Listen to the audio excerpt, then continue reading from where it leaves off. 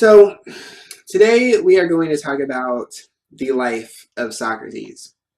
And it's important for many reasons, but especially because it is the life of Socrates that Plato places at the center of his thought. And, so just to get started, Socrates was Plato's teacher, and Plato was Aristotle's teacher, right?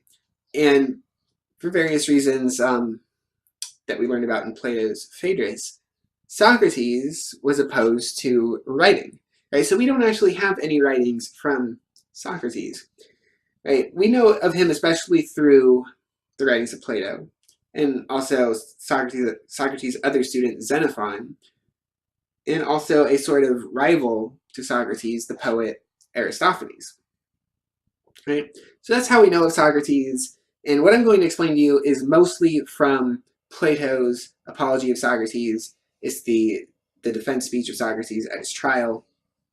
So Socrates lived in Athens in the end of the 5th century BC, okay?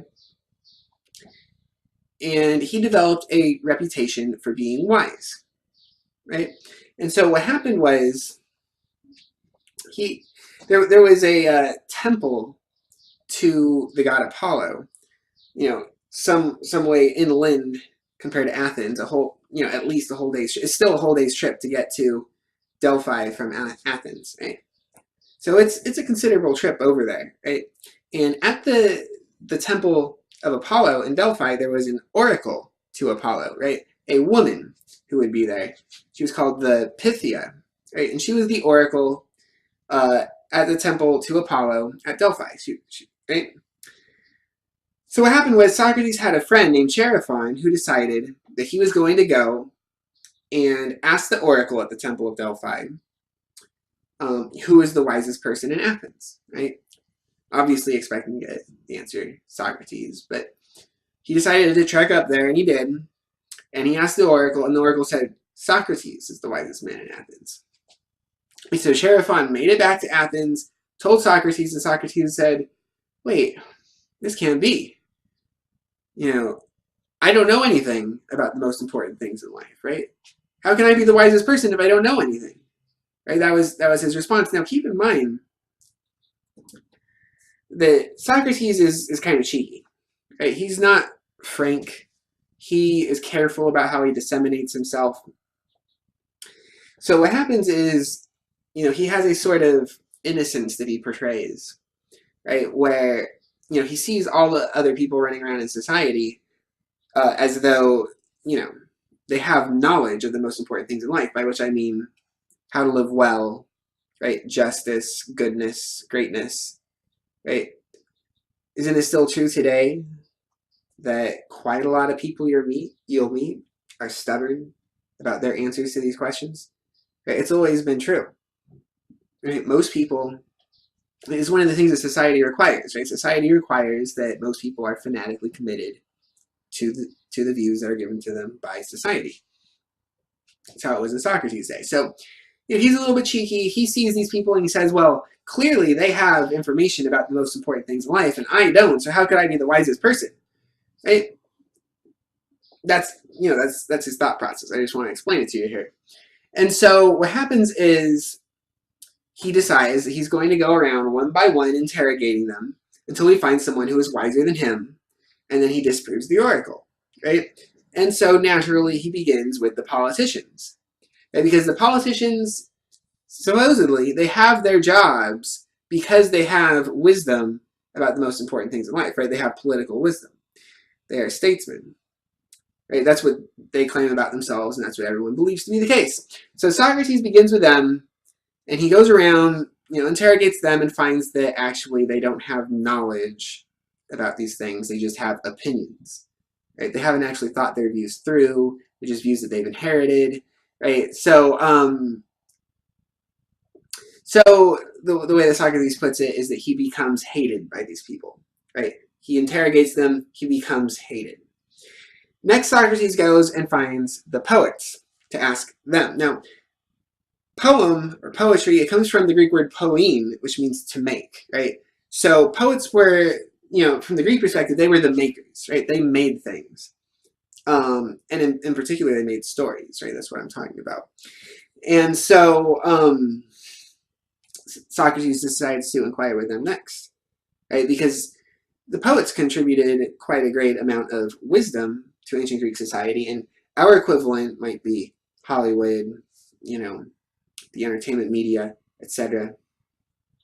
And we have a very similar thing going on here today. So Socrates went and confronted the poets, and he asked them to explain, their poems to him, such that they revealed knowledge about the most important things in life. And of course, they didn't.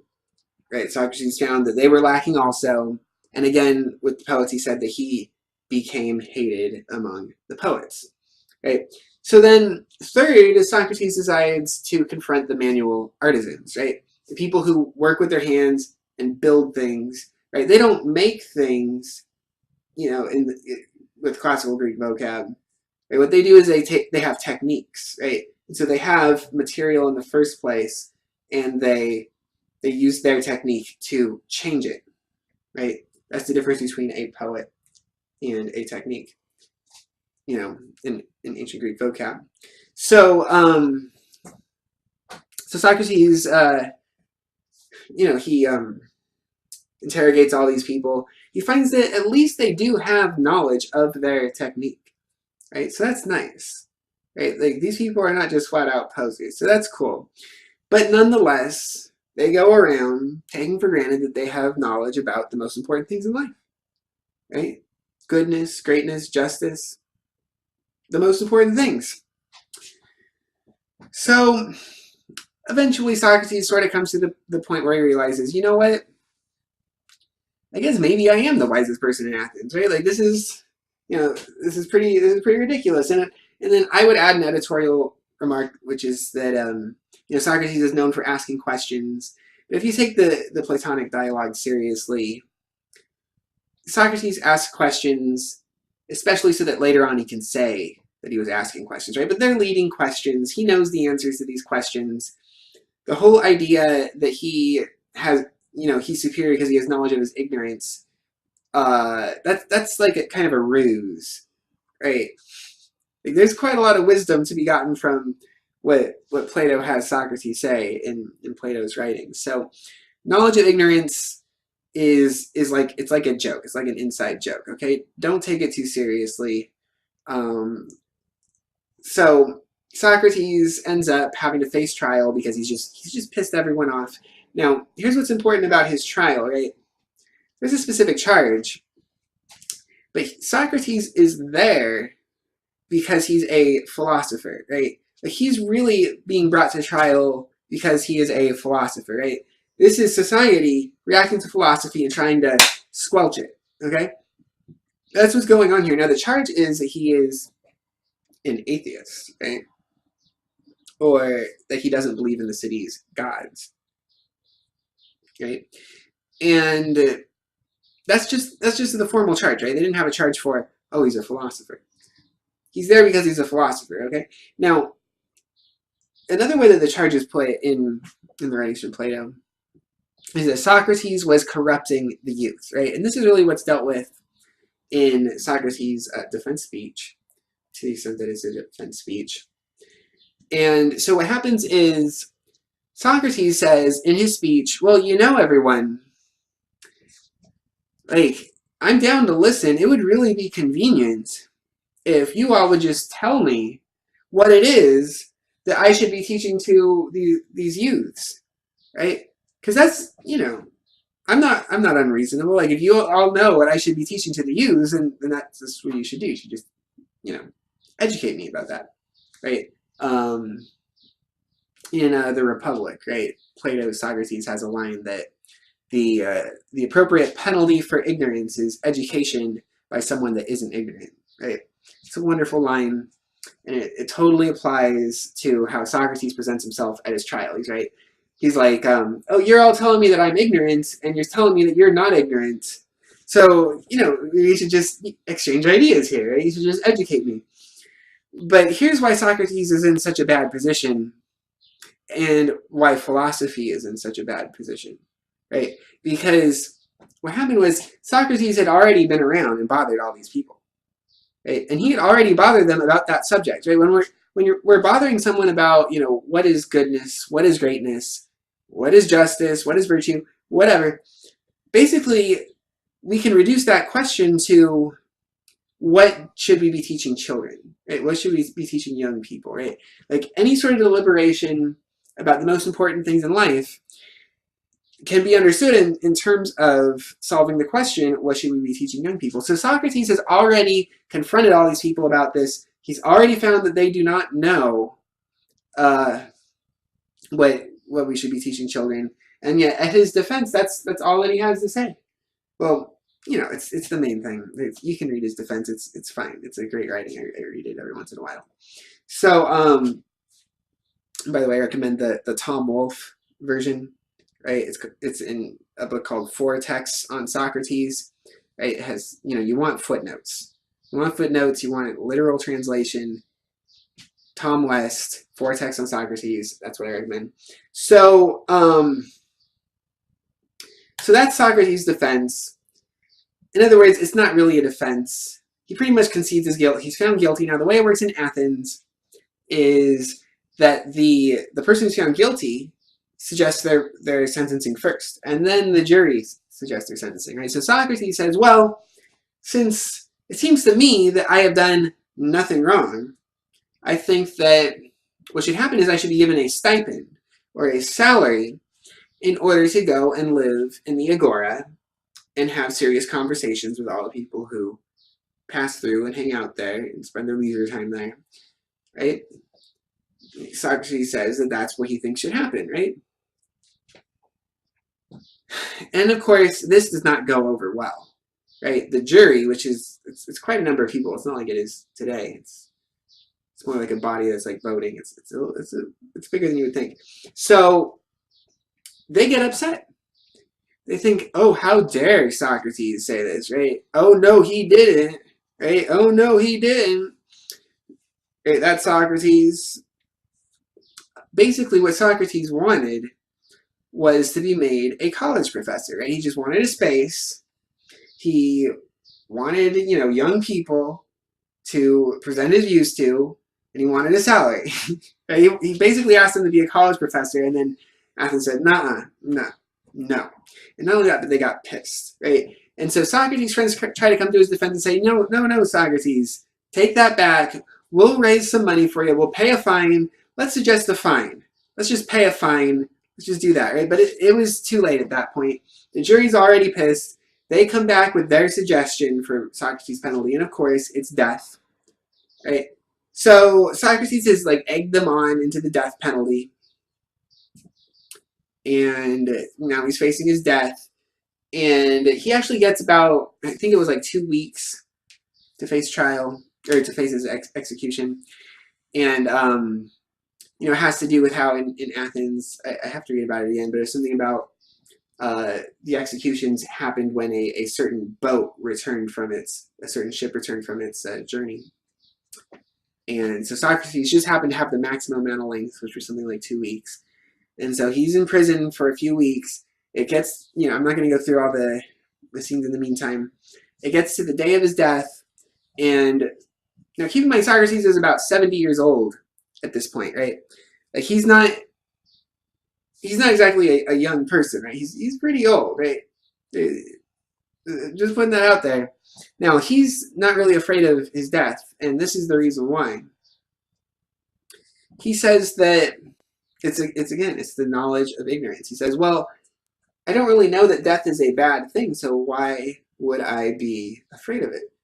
That's his view. That is Socrates' view. Right? I don't know to be afraid of death, so why should I be afraid of it? Right? Maybe it'll be fine. Maybe it'll be great. So basically, his time in prison, his time with his visitors was characterized by all of them being, overcome with emotion and sad, crying, etc. And Socrates, just his usual self, he's very lighthearted. He likes to make light of things, tell jokes. He loves to laugh. And So, the whole death sentence never phases Socrates.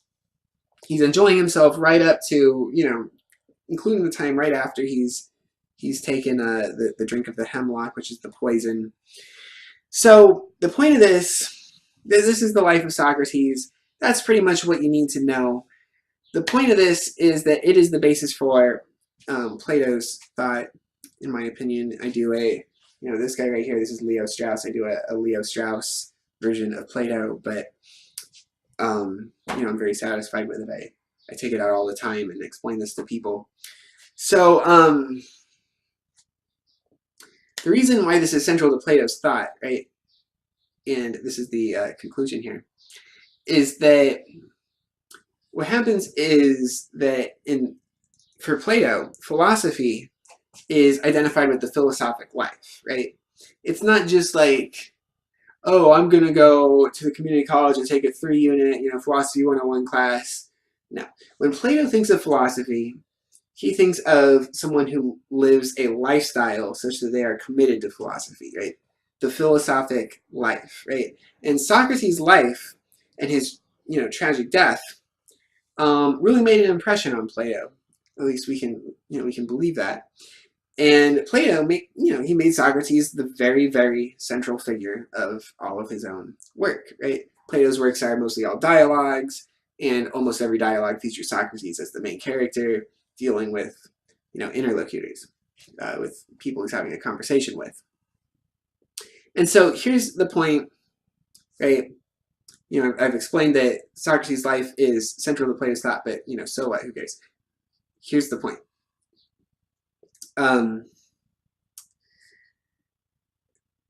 The point is, first of all, the relation of philosophy to the philosophic life, right? And then the relationship of the philosophic life to society, right? Like, there's something noble about philosophy. There's something noble about the philosophic life, right? Because we all go through our lives thinking, deliberating about this or that, right? How do we live well, right? Do we want to eat this? Do we want to eat that? Do we want to go here? Do we want to go there? What's better? What's good, right? How do I live well? How do I be a good person? These are all questions that we are consumed with, right? We cannot rule these questions out. They are questions that they will get us, right? We will consider these questions. And so the act of considering these questions suggests that the consideration of them has value, right? It suggests that philosophy has value, because these are all philosophic questions. And so if philosophy has value, then the philosophic life has value, right? Because we're suggesting that philosophy is tied to the philosophic life. And so the central question in life becomes, how do we deal with society such that it won't be hostile to philosophy, right? That is the essence of Platonism, is the relationship between philosophy and society, right? Or maybe have that backwards. Philosophy and society, right? So we have, we have philosophy over here, right, where we go around and we deliberate and we demand to examine opinions, right, in order to find out what the best way to live is. And then there's society, which, there's a certain amount of deliberation, but mostly it's just, telling us, you're going to do this, you're going to do that, right? And that's the way it always has been. That's the way it always will be. I could get into that another time. So anyway, that's the central consideration in Platonism. It's, this is my interpretation of Platonism, the Leo Strauss interpretation. I rep it all the time. And so basically, the first consideration in life is, how do we deal with society such that we can allow ourselves to participate in philosophy, or in other words, to participate in a serious lifestyle, right? Because if you're too serious, you're just going to piss society off, and they're going to execute you. They're going to deal with you. Just look at me. Thank you. All right.